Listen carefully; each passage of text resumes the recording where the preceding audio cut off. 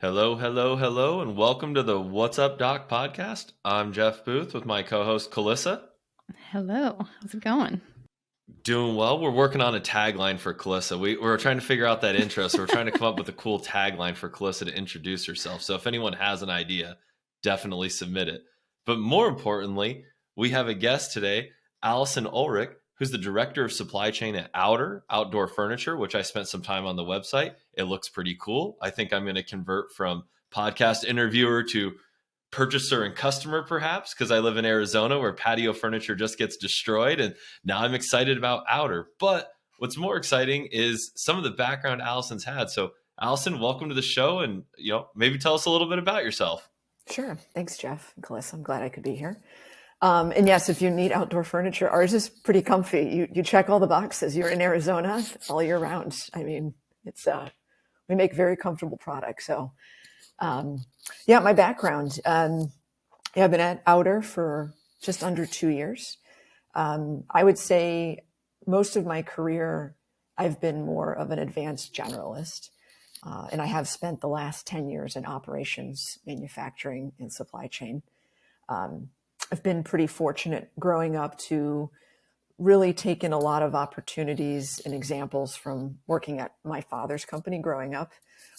The big component that was a huge learning, takeaway for me was, learning and understanding all of the different business units and departments that go into running, a company, and how important it is to have perspective and to seek to understand what makes them work, so you can really bring, the full culmination together.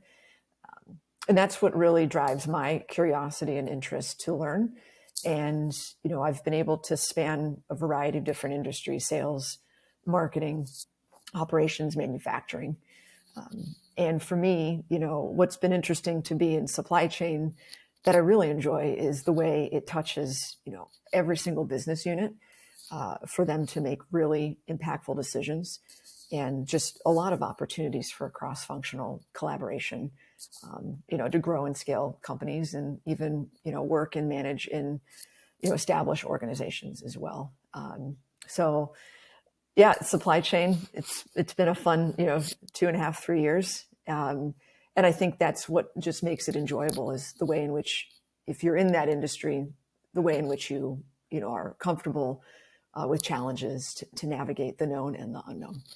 Yeah, and I thought that was something that jumped out to me at your background. You don't see a lot of people with a operations logistics maybe, but then sales, marketing, operations, logistics, that is certainly a unique path. And I say that as someone with kind of a weird path. And me and Calissa as well, we kind of found our way into this. So that was one of the things that jumped out. But I think one of the things that was really exciting to us was that, and I don't know that we've talked to anybody, you were actually the first supply chain hire at Outer.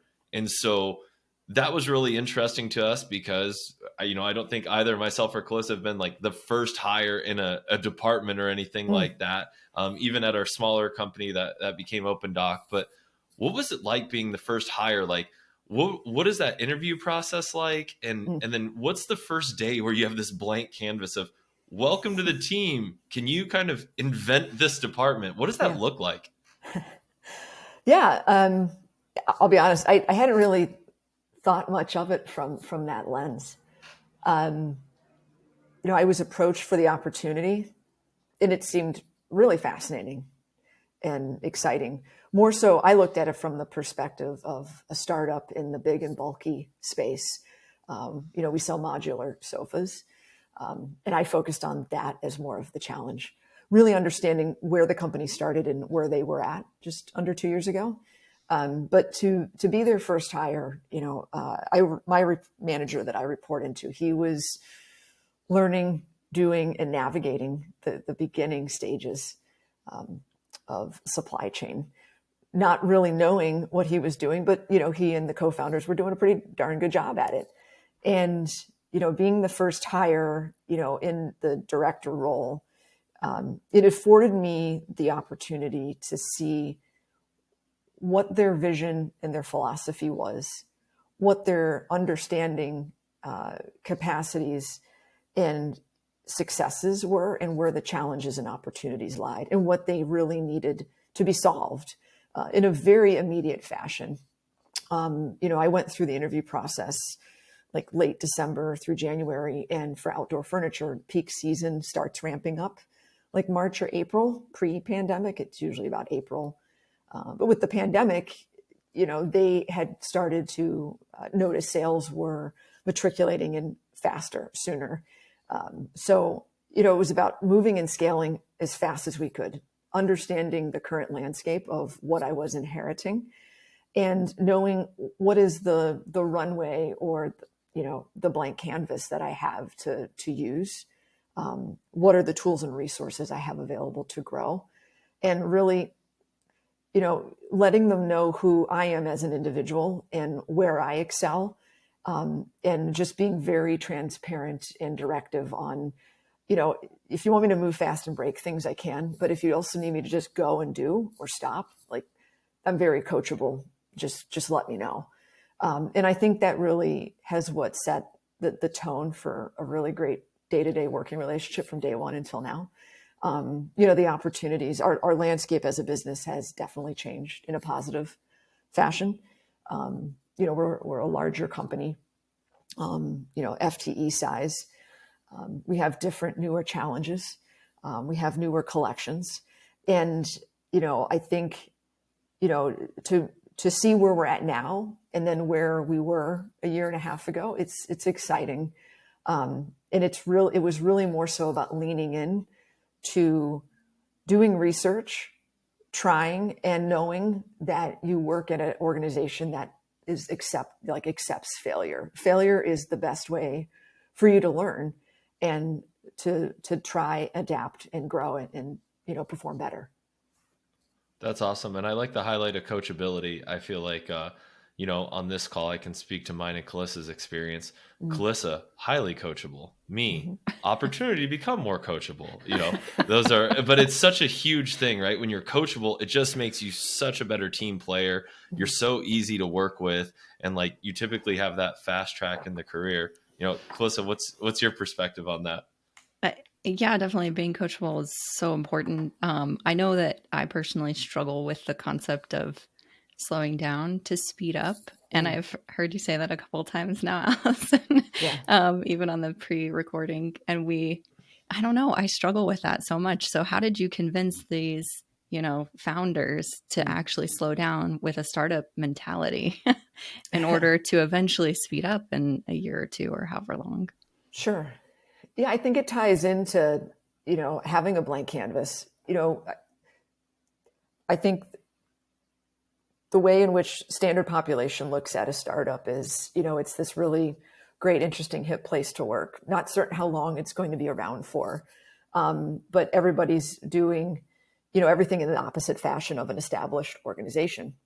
But really, when you dive in and you look at the individuals who comprise the organization, they are individuals that come from a variety of business backgrounds. And it's about how you learn to understand their experiences and their perspectives to, figure out how you fill in that canvas. You can just really start really fast and fail pretty darn hard. And I think what's been helpful for me in my career in startups over the last 9 years has been more of like when I first started, I was scared shitless to move fast. I came from Fortune 500 where it was, measure 10 times, cut once. And, as you navigate and you evolve, you have to move fast in order to meet the needs of the business. There is that immediate, supply and demand when it comes to the startup culture. The way in which you scale and market your brand, the name and the look, it really plays into the balance and the context as to how, sales and revenue is going to function and fluctuate over the next 2 to 3 quarters.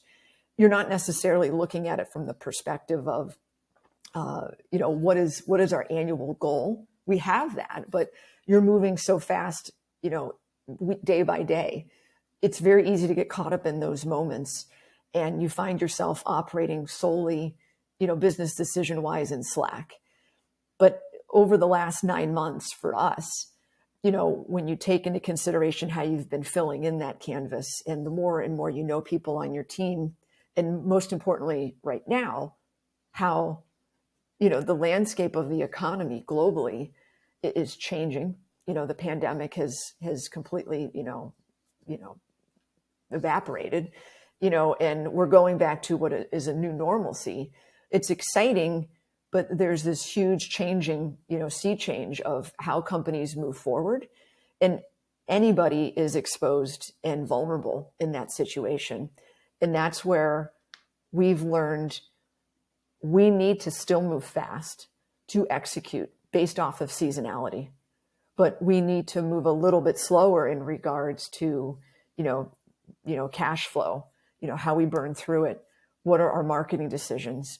What are the decisions we're making in regards to supply chain with, inventory positioning, cutting new POs, replenishing new colors, coming up for air. What I've learned as I've gotten older, definitely in the last 5-6 years, is that it's this really huge balance of, time is the most valuable asset we all have, and you don't get it back. And instead of necessarily feeling that you must make a fast decision, that's a highly emotive, irrational, reaction that you're making. You either make the choice to respond or react. And if you learn to feather in a little bit more responsiveness, which means you slow down to take time, you then create a really balanced, better performing strategy for yourself, but also how that flows out to the team. And we now find ourselves consciously being more self-aware about when we need to move fast and like when we need to take our time. And taking time is this very interesting definition of what we normally would do literally within 24 to 48 hours. And what seems now as like a really long definition of time is a week, to take a whole entire business week to make a decision. Like, we're pretty proud of ourselves. Like, that's a huge growing pain to go through. So that's really where it comes down to balancing like the experience of the team and as we navigate through the economy, so we can continue to, grow and provide, really great opportunities and experiences for our customers with our products. Yeah. And, part of that is also just scale, right? As you add more people, decision making just gets longer too. And so I know you had built out your team, as the first hire, and then built out the remainder of your team. What was it like in that hiring process, building that team that is, now your key decision makers? What was that balance of hiring for, we need to get stuff done right now, versus I need you to fill a role in the future? Like, that's got to be a tough balance, because you need some people to execute today, but their job role is probably going to look very different in 12 to 18 months. How did you start, like, whether it was creating job descriptions or having those conversations or finding talent, how did you start fixing that problem or solving the immediate need while planning for the future? Sure. I look at the opportunity to hire people. First off, like, I'm very honored and flattered that, I can be an individual that's in a position to hire people, to, be on the team, to some extent report into me, because it's a high level of responsibility that people are interested in to be a part of your company. You're going to be there to help manage them and mentor them. People want to be led. They want to be provided challenge and opportunity. I don't take, that decision lightly, and I don't take advantage of it. I find it a huge responsibility that you evolve into in your career to be able to hire and help, people grow. My philosophy is more so about what the current need is, but really ultimately planning for what the company needs in a future mindset. If you limit yourself to only hiring for what you need now, you sell yourself short, and you end up having to exhaust additional funds and resources that more than likely aren't going to be available to you in 9, 10, 12 months. So what you hire for now is, you really have to take a solid bet and gamble on what your vision is when you're managing a business unit, what it is you need right now, but how you bring those people into the fold for the now. But really, I hire more for the future. My philosophy is more like based off of like Ernest Shackleton. It's like, you're going on this really long journey, and like it's my favorite book. I use this book quite often when I'm, doing book club or mentoring, groups within the company that I'm at, in Shackleton's Way. And like the way in which he knew he was going on this expedition, it was going to be, you know, it was death defying. You're going to the North Pole, and you're going to Antarctica, and it's like you have to build out that team, and you have to pick people for the right reason, why they need to be there and how they play off of one another, what they bring to the table, experience and value wise, but also how they're going to help the entire team or the company itself with growth. And so, when we look to hire, what we needed in the immediate moment were operations specialists to help us process and fulfill orders. We would do order fulfillment and, logistics bookings ourselves. I also need to take a fair amount of time to understand, does this landscape and does this current setup operate well? And, like that goes back to like building and like using the blank canvas of what parts of the business are functioning fine right now that I know I'll need to spend time on eventually, but right now it's not the biggest pain point. And I consider that also when I'm hiring, to understand the people that I'm looking at, they are problem solvers. I make it very clear, like the current situation or role that I need them for. But when I look at their resume, I see a whole lot more. And since I have the opportunity to help build the vision and the supply chain org structure, I have some ownership on like what the pathway looks like to the best of my ability over the next like 12 to 24 months. And it's about knowing where I need to plug people in when new roles and opportunities come up and are available, and how you shift people into challenges so they stay engaged, they have interest, there's that opportunity for growth and promotion from within, and they really learn the entire fabric of the company. Because not only are they there to support you in the team and their needs, but it's also they're doing the best objective work and decision making for the organization too, whether they know it consciously or subconsciously. When you're some of the very first hires, at a startup, you're given a huge amount of responsibility. And I also make that very clear to people that I'm interviewing, and I repeat it often to the team, especially right now with the economic landscape that we're in. Every decision we make is critical. Every decision is important for us to continue moving forward, to continue to build the brand, to provide really great experiences to our external and our internal customers. And, that tone that you set, the decisions that you make, I want to empower you to understand the business model, our revenue stream. And I want you to feel okay to say, yes, we're going to do it, or I don't think we should. I need to pause and ask for help. And usually that really excites people because they don't have a lot of luxury to have that level or like those smaller slices of ownership.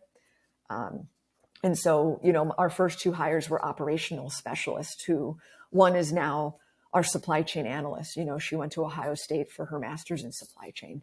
She really learned the ins and outs of order fulfillment. She mapped out and built, all of our data engineering data studio cards for how we monitor inventory internally. She understands bookings, and then she had the opportunity to interview and take on a promotion.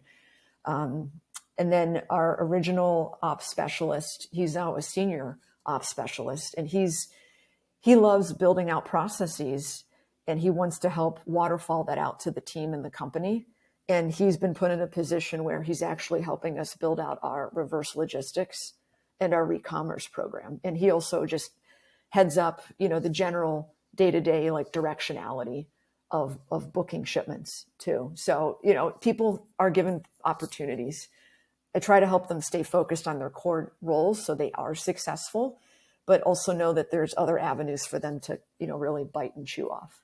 That's awesome. I think you're painting the dream that everyone wants, right? Your first couple core hires help you build the business or like survive, and then kind of document what they went through and set it up for more people to join. And then they continue to take expanded roles. But one of the things you highlighted there is early. And I don't think, if you've never worked in an early stage company or startup, you don't realize it's such a small group that like the company really reflects the DNA of the first 10, 20, 30, maybe 50 to 100 hires. And like, it's just modeled after you, whether you realize it or not. Like I think me and Calissa go through this along with a few others with building our product. Like, this product is Calissa in a lot of ways, but now that we're trying to scale, I think she's going through the challenges of like, it needs to go beyond me now, but like so many things are inherently her. Calissa, like, what are some of the things that, you've kind of experienced that? Because the product really does represent like you and your thought process, because you built the first lines of it, the first pieces of it.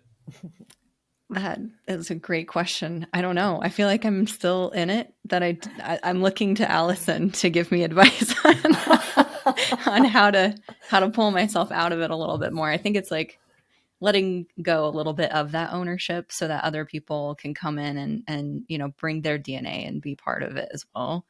And that's a little bit hard, but I'm really curious to learn more about how to become that mentor, because I feel like I've had such great mentors through, these last few years, especially like Jeff. And it's like, how do I become a better, or actually a mentor in the first place, and then become a better one and coach them through, my philosophies. And then that way we kind of get the best of both worlds, where we're able to scale together and work through all of those challenges together. Yeah. Yeah. Yeah. I think, having the opportunities, like I mentioned earlier, to lead and mentor people, it's exciting. I think as I've moved up in, roles and positions, with responsibilities and strategies, you get that done every day. But the most important impact I always go back to is, what you're providing other people and the impact that you're making to them. I know for myself, when I worked at Airgas, like my first manager, Mike Kokoza, like he set the tone. Like you don't forget people like that. He was very calm. He was very metered. He was very strategic, but super flexible and so informative. And, the way he would lay everything out, it just aligned very strongly for me. And when you notice that, you realize he's very helpful. There were moments where he gave really great coachable moments too. And that's what you always want to come across at the intersections in your life and your career. And then you realize that's how I want to be for people, because you want to be able to give back. I think one of the greatest opportunities and rewards as you move up into leadership and management, is it about the title and the money? Yeah, sure. But I think it's about how you pay it forward and give it back, and how you prepare other people, because a lot of people think, I want that job, I want these responsibilities. They typically don't understand the nuances and complexities that go into it. And so when I have the opportunity to lead and mentor, first, it's really about like, I want you to understand the core functionality first, like get comfortable with the 101s, the blocking and tackling, providing them opportunities to take a swing at other functions outside of their core role. So that way they know how to interact, they know how to collaborate. They also then have to learn how to manage their time inside and outside of their core business unit. And I think the mentoring part is really this additional, like extracurricular activity. Like that's a new hot word, like internally for us, is like extracurricular. What else are you able to spend your time on that makes it valuable? Because people have this expectation of, if I put Y amount of time in, I should therefore receive this type of outcome or financial regard. And that's not necessarily the case. If it takes people at least 10 years of constant continual practice and training, like in a specific field and function, to be considered at some level an expert. You have to be interested to devote personal extracurricular time on top of it. So that way you really understand the ebb and the flow of what you signed up for, or what it is you think you want to sign up for. So I do my best with mentoring to, lace in some books, how we go back and reference those readings and those opportunities throughout the future course of, day-to-day business activities. And then I give them really great opportunities. To your point, when do you step away? Is, you step away to give people that opportunity to step up. Mm-hmm. You're right there to catch them and help them out, or, like when you put the training wheels like back on or take them off. Mm-hmm. You need to let them go, because it's a testament to who you are and what you've helped them in. And the goal is like what I tell my team is, I want you to stay here. But at the same time, if there's an opportunity for you to grow and expand your wings, like nothing gives me, greater achievement or excitement knowing like you took on a promotion within, or you took on another opportunity outside. Like people need to be comfortable celebrating that, and not, being so egocentric on like, don't leave, like stay here, you're mine. Yeah.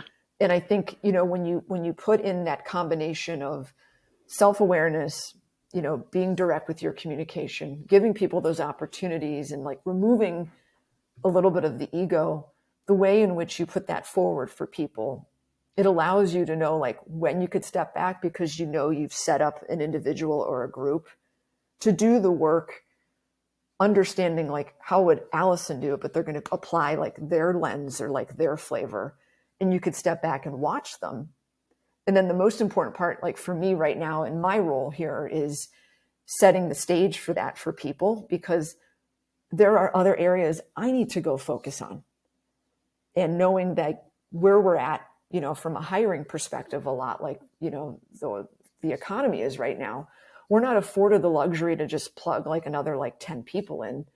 How are you giving these people opportunity to grow? Are they comfortable with taking on those extracurriculars? And then you watch them, and then you're able to shift into other areas where they're on your growth plan. But have you had enough time in the last 6 to 12 months to even, dip into them for, a few hours a week? So is that helpful? That's Very. awesome. Thank you. Taking some of that, transitioning a little, taking some of that first supply chain hire and things like that. I think one of the things that jumped out to me is, and you mentioned weighing the cost and benefits and understanding team size. One of the big things that jumps out to me is, when do you determine when to staff internally versus third party contract, right? I know that's a huge part of the logistics space, like really understanding, do we run our own warehouse? Do we have someone else do it? Do we pick and pack? Do we put that out? Do we broker our own shipments? Do we buy our own trucks? Like that can go on forever. But how do you make some of those decisions, especially at early stage where, you're managing your resources really thoughtfully and trying to prioritize them? It's not just, oh, let's go buy a warehouse, 5 trucks, and we'll do all of this. Yeah. How do you make those decisions? Like, what's your thought process, and how do you think about that? Sure. I think at the early phases of an organization, when you know and understand your financial landscape, it makes the decision actually pretty easy. It's a hard yes or it's a hard no. I think optimally on the front, living in this Amazon era, people think it's so easy. You should just be able to like get your own trucks, pack up your own t-shirts and ship them to me. But, the level of time and thought planning that goes into that on its own, soft cost wise, is enormous. And then when you look to layer in the hard costs, it takes it off the charts. And so for me, it's a pretty easy decision up front, where I've been in the last several, roles within startups. Like we haven't been in that position. That is definitely like a goal on the horizon that, the founders always want. And then I think when you bring it down to reality for them of like, here are the nuts and bolts, like this is where we're at, this is what's core right now, when we have to really, measure and monitor the checkbook, how we're building, that story for customer experience to continually grow and drive the brand from a marketing perspective, and how that all ties back to, how we surprise and delight the customer, and how that leads into, the story that you go back to tell the investors time and time again. And then as, for us right now, we're using third party. Ultimately, it's about, if I stay focused on that pathway now for this topic, it's, we look at it from the perspective of, we want to find a partner that understands the basics, but also the complexities and the ever-changing landscape of our business. Are you comfortable being very fluid and flexible with our needs? Are you upfront with telling us like what does work, like where there's a price increase, like what is your hard no, what's a non-negotiable? We want them to be an extension of our brand and, you know, of our company. And ultimately, it also ties into what I mentioned too about like leading and mentoring. I want them to take pride and have excitement in knowing that they're helping drive the business forward to get orders out the door. So, you know, when we use third party right now, it's really in the essence to help grow and protect the brand. When we started very early days, you know, we had 2-3 small, very like family owned independent distribution centers that were probably like less than 10,000 square feet. And, you know, within, you know, my first 3 months, we had signed a new 3PL agreement that I stepped into, and we instantly went to 40,000 square feet. And then within the next 9 months, you know, we're at 250,000 square feet. And so it's a matter of monitoring and metering out the change when you know you need to expand. And then, you know, it's really about the financial details. You know, can we continue to pay and scale that growing footprint? If the footprint is growing, you know, to a certain extent, you've done your math, you've done the financials, and the marketing drive supports it, meaning you can't just solely live out of one distribution center. At what point does it become about building that customer experience in order to drive down COGS, to reduce, you know, time in transit, reduce damages, decrease, you know, the amount of, you know, from order to delivery metrics.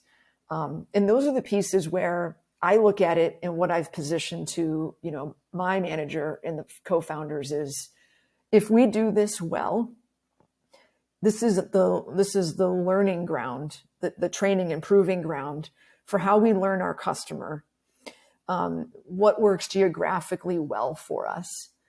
You can also then start seeing these other costs that bubble up that they more than likely didn't have any understanding that would exist with labor, fuel, things of the sort. All these, you know, standard ancillary gremlins come to life, and it starts to really bake in and like color in that perspective of, you know, the OpEx and the P&L. And then the lights go on for them to realize we're not there yet, but getting ready to tell that story is where the excitement comes into play for how we navigate and grow, you know, our third party 3PL network right now. And so as you've expanded, have you outgrown any vendors? And, you know, in the nicest way possible, right? You've just scaled up significantly, and you need more space, you need more volume. Have you outgrown any vendors since you've been there? Yeah, we have. I mean, I think, you know, conflict and confrontation are things that people in general just don't like. You know, breaking up with people, saying goodbye, whatever it may be. They're not easy conversations to have. But, you know, one of the things that I've also learned over time is like, you have to really learn to trust your gut, and you have to lean in and allow yourself to responsibly in your life and also in business, like live on this leading edge. If you're constantly living in balance, you're limiting yourself. And I think, you know, when I look at some of the vendors that we've outgrown, it's for good reason. It has nothing to do with it being negative, where there's some like bumps and like hiccups along the way. Absolutely. But, you know, us deciding to move and evolve out of them isn't like a one strike and you're done.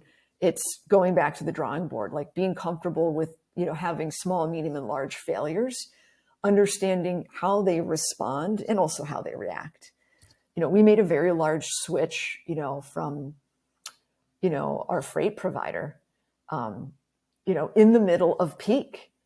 You know, that's not something that you enjoy doing during a pandemic. You know, I could keep going, but, you know, they're not easy moments. But you have to sit back and look at what's the cost of doing business, like what's the cost to serve, what's your willingness to pay, what's the impact. And when you have data-driven results, they help you get to that answer faster. And it also allows you to have sometimes those uncomfortable conversations to see, is there a resolution that you can provide? And if not, it's time to move on. So we've switched our freight providers. We've switched a couple like final mile, like white glove teams. Those are the larger ones that we've done in recent months. They're not easy to navigate. You have to be up for that task, but you're doing it for the right reason. You need to like really sit back and like map it out, because it can't be an emotionally driven decision. It's very expensive. Yeah, no, I like that. Right? You don't want a single load to go wrong or a single shipment to go wrong and you're reacting off that. But to your point about being data driven and just setting expectations, it's like, hey, here's kind of what we expected. We're beyond that now. It becomes a much clearer conversation of vendor management. Like they knew what to expect. It didn't go that way. We can make an adjustment. And you're right. Those are never fun. Switching a freight provider in a peak season is certainly an endeavor. So that's, I think that's not something a lot of people have gone through. When you think about vendor management, do you guys, you mentioned, it sounds like you guys are really focused on extension of the brand, strategic partnership and things like that. But you're growing so fast. How do you think about that and like structuring timelines, right? Some vendors want to come on board for multi-year and you're like, gosh, I kind of only see our path for the next 1 to 2 years. We might be 10 times larger in 3 years. How do you kind of manage that with your vendors? Yeah. For us, it's been about providing transparency,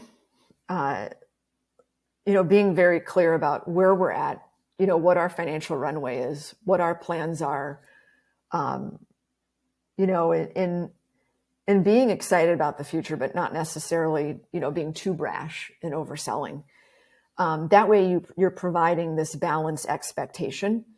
And I think a lot of us at our organization come from really great backgrounds where we know the nuances and opportunities, that are huge lever points to do a multi-year deal and like what it unlocks. But sometimes right now, for the state of the business and how we look at, future funding opportunities, it's in the best interest for us to not do multi-year. And so, it's about being upfront about that topic with potential vendors to see like what their like reaction is. Is it a non-negotiable? Is it something that we could work through? Most of them have been pretty, up for it. And, it hasn't been an issue, if I'm honest. I think we're actually at the point where we're part of what I'm looking at right now on a specific project is shifting out of doing single year deals into doing multi-year deals in order to leverage, the opportunity cost and the potential cost savings. What it means for the brand, not only from an immediate impact, but how you financially protect the impact of the business over the long term. And again, long term for us is like, 18 months from now. Right. Looking at those opportunities for what type of the unlocks it provides up front. Because, making transitions like, switching a freight partner, those aren't easy items. There are a lot of hard and soft costs that go in, like while you're managing the front and the back of the store and getting orders done. Right. So, we also have to start looking at those costs, to spin up, a new project, to only have to change it again in a year. We're maturing to that point where it's like, it's about slowing down to realize, do we really want to put ourselves through that in another 12 months? Or do we want to maybe revisit it in 2? So. Definitely. And then I wanted to ask you, but first I wanted to ask Calissa, because it's on the same topic that we're going through, and I think we'll have a lot of similarities. But, we've seen you kind of talking about your background of transitioning from Fortune 500 to startup, right? Just the different pacings and things like that. Yeah. When we first talked, you mentioned a lot about changing from, ad hoc to standardization, right? Kind of building your first processes, going from like speed of delivery to discipline and maturity, that blend. Calissa, I feel like we're going through this right now from a software perspective. So like, I'm curious kind of what your perspective is as we're like literally in the middle of this journey of changing from more ad hoc to more of a structured standard. Like, what is that like? Like, what are the good things about it? What's the pain you're going through? We're Yeah. going through? Like, I was curious what your perspective is on that. Yeah. I really do struggle with uh, the issue of feeling like we're not being as innovative because we're having to shift gears and focus on adding more processes in order to hire more people who can join the team and get up to speed quickly. So, how do you deal with that? I don't know if I'm sure other people have challenged you on that of slowing down to speed up, but like, how do you stay innovative while also providing these processes? Yeah, I think there are a variety of ways to, look at innovation. And you have to understand, which of, like I look at from the perspective of like what we just went through in business school, like there's 10 types of innovation. Like that's one of, like one of the founding markers like that we reviewed in our program. And it's the fact of you can't touch and change every single one all at once. You have to ultimately pick your battles. You have to force and stack rank them. Understand what the definition is of innovation for you in the moment, because what was innovative for you, 3 months ago or 2 years ago is very different now. Your capabilities to, chew off and chunk out huge evolutionary changes to the business up front, it's the low hanging fruit. And then the most challenging part to any company as they scale is, are you going to make it? And by making it, going into, your growth as a startup, almost becomes, it's like you want to see it grow, but it becomes the antithesis of you're going to evolve into a big business, whether you like it or not, which means you have to standardize. Yeah. You just have to wrap your mind around it. Yeah. And it's all about what levels and layers of standardization you're willing to do right now and which ones make sense for the company. I think it's, for us right now, the first level in standardization is very simple. It's slowing down, getting people to come up for air and not feel emotionally driven to make a decision. That's a huge step because, that's change management for an organization. And if you do it well, people understand and they become first followers, and, you've got your adopters, and, you've got the organization moving on it because it becomes your philosophy. And then you really have to understand, like when you talk about, which programs you want to build or buy for your tech stack and how you continue to grow. Again, you have to assess each one of them to understand what's going to provide the most value and impact for the company. Is that a necessity? And if it is a necessity, where does it ring true? Is it an innovation, that is necessary for the business to grow? Or is it more of a commercial business function and feature that has to come first before innovation? You can always work on innovative projects, in the background that are, in the icebox. And it's a matter of understanding when to release them. I mean, for us right now, a really big campaign that I'm leading is for us as a company to shift a lot of our decision-making out of Slack into Jira, into Atlassian. Like if there's a plug right there in itself, but the capability for that platform to help every single business unit in our company, at first to get them early adopting into the platform. It's a very technical platform to learn. Like 5 weeks ago, my team, we finished mapping and scaling out the customer service management feature. So that's where we do all of our ticketing. That was a huge change. When you hear and understand what people need and want, it's not necessarily the sexy, glossy new sofa that they need. They just want their shit faster. And what means they want it faster is are we talking to ourselves internally in the best efficient way possible?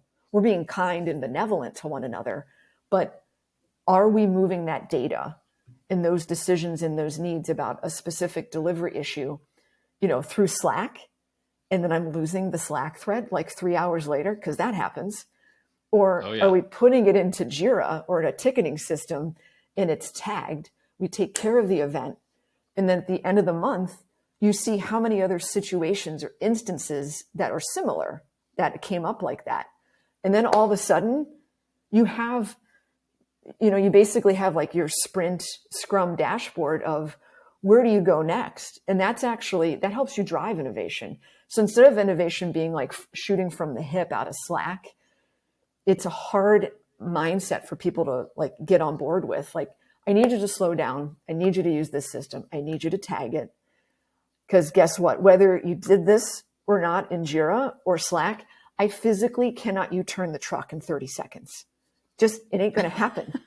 I got to call 3 people. I got to email 2 people. Yeah. And it might not happen till Monday. So if we just slow down, we're going to get so much more data. And more than likely, you're still going to have the ability to innovate. It's just going to happen in a different, lens, like with a different audience for good reason. Then. Yeah, this all rings true as a very hard user of Jira. We put all of our work into Jira. So yes. Shameful plug there. We're all in. But yeah, it's that transition. We're trying to figure out the right level, right? And I thought your breakdown there was really good of balancing that. We've been so focused in the last year and a half, 2 years of, in startup, we all say, get shit done. We've been getting shit done. But as you grow up, it turns into getting shit research, reviewed, tested, approved, defined, rolled out, measured, and then done. And that's a different experience, right? It's like, you can tell with all those steps. It really does. It's painful. and it is, because it's hard. You have to bring everyone along for the journey as your team gets bigger. When there's 10 of you, it's easy to hop on one call and get alignment. And then as it's 20, 30, it gets larger and larger. And then there's more different opinions. There's more diversity in opinion, which is good. That ultimately leads to the right thing. But there needs to be some level of like governance and process to intake all that, weight it, and manage it. And, I think we're probably going through a very similar thing that you described. But I thought your breakdown of getting into Jira and the difference of, hey, we're both communicating and we're communicating kindly, but one gives us structured data and a way to manage this and the other doesn't. But Slack was obviously notably faster. Everyone learned how to use Slack probably in the same day they got it. It was pretty quick. There wasn't a lot of education. Yeah. And it was by far the easiest to implement. And that's worth it up until some point when it's not. And it's worth it to pay the overhead of implementation of a new system because of the benefit you get from it. We're just always trying to fight the right time to do that. And I think we always err on the side of get shit done, wait until the last possible minute to bring in more cumbersome infrastructure. And so I think that's the dance we're doing right now as well. Yeah, the great thing too is, you can plug Jira into Slack. If you really need to like have your Slack fix. We do. We do. Yeah, we do that too. And I think, just to kind of close out this point overall is, to help drive demand and interest for the business as we grow and we provide, more opportunities for interested prospects to become our customers and enjoy our furniture and be outside more often. It means that we have to start functioning even closer, and we have to do it again. Time is a limited resource. We have to manage our schedules, learn when and where to say no to meetings, but we still need to be there to support one another. And like finding ways to use systems like Jira are really helpful, like for project tracking in cars, or if you're doing an Epic or like, a customer service, like management system. We've also transitioned into doing one pagers because, we have such cross-functional, strategic, items to implement, with marketing. They're coming in with the big, bold ideas. They do very well understand what happens logistically, but then they hit a point of like, I need your help. And we have to figure out a way to lace this together. And instead of, Slack being this digital town hall of like, we talked about it, at some point over like the last 3 days or 2 months, when we codify it into a document that people can add or comment on, and then you come together, the goal is to like finalize it and lock it, to say, this is this program that we're about to launch, like Black Friday, Cyber Monday. These are the rules of engagement. These are the critical functions. What's the charter for the project? And you have to change that vocabulary in the culture of the business in order to have the fabric and functionality of, revenue streams to continue to work. Otherwise, you're just like fighting the current, unbeknownst to yourself, if you're not aligned. And so like, that's the way we've been like really learning to work together, because each of these teams, we're all about 10 people or more. And we're working and navigating through small, medium, and large projects for the future. And it's like, when do we eventually come together to review it and turn it on? And that's where like that culmination together for consistency and operational excellence is really important. Like OpEx is not just for operations, it's for the commercial, existence of the organization. That's awesome. Anybody who's never worked at a startup or a fast growing company, these last 15, 20 minutes should really ring true to you. But, I know we're right at our time. We've been on for about 50 minutes. Allison, thank you so much for the time. Thank you for telling us the story of Outer, kind of being the first hire, what it looks like to bring in and build a new team, and how you mentor and grow them, all the way to how do you plan out whether to hire people yourself or contract it, and then the growing pains of startup life. And so thank you so much for the time. We really appreciate it. And I think we probably have a whole mess of other things we can talk to. So maybe in another time we get you for a follow-up episode and we keep digging in on the world of Outer. And who knows, if we wait 12 months, it'll probably be like a completely new company again, and we'll have a whole new crop of stories. Exactly. You'll have more things to actually buy from Outer then for your backyard in Arizona, John. Nice. So. That's exactly what I need. Awesome. Thank you so much for the time, Allison. We appreciate it, and have a good one. Yeah, thank you, Jeff. Thank you, Allison. Calissa. This has been wonderful, and I'm really appreciative of the opportunity. So thanks so much. Thank you. Awesome.